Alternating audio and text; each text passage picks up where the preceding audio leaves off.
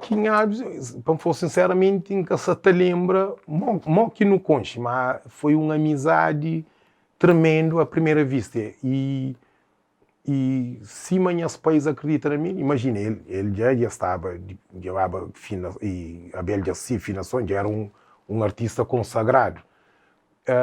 Mano, conheci Barias de Cabo Verde e ele mesmo, depois de Benfran, mas sempre acredita na mim, hoje, minha criatividade era uma coisa fora de normal.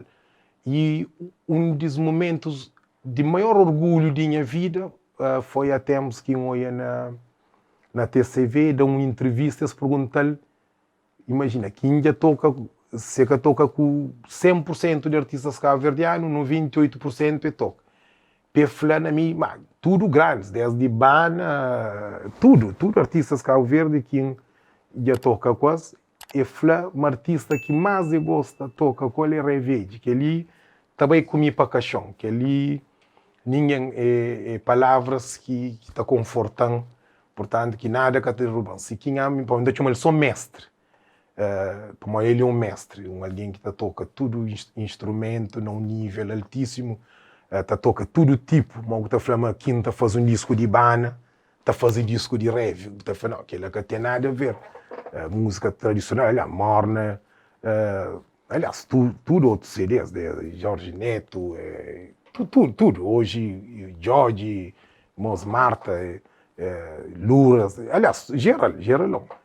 E então que ele é que marcam na vida, que fica para a vida, quem foi? Uma amizade e ele como um gênio, um mestre, ele hoje alguma coisa na mim, e fora que ele não cria uma amizade de família, de irmandade, nós amigos, de frequenta a casa, companheiro, de tudo, né?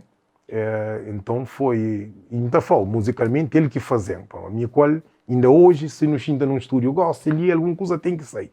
É conche as notas, é conche onde que a voz está bem, e ele gosta para onde.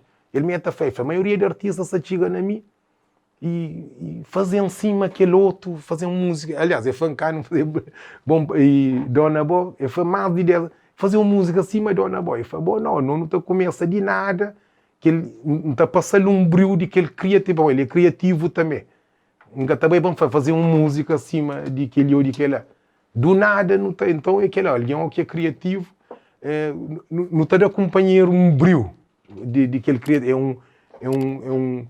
É um encontro de almas que está a sair coisas bonitas dele. Então, aqui, mestre, ele que não deve Revede, deve ser carreira artística com ele, que ele está a fazer com tudo letra.